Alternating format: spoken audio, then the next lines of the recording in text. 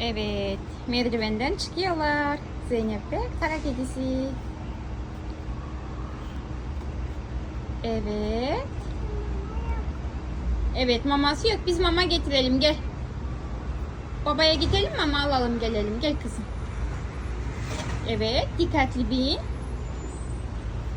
Dikkatli in kızım. Sen yapabilirsin. Başarabilirsin. Kedicik. Pis, pis, pis, pis, pis. Gel. Ya, pis, pis, pis, pis. Orada kaldı kızım. Gel.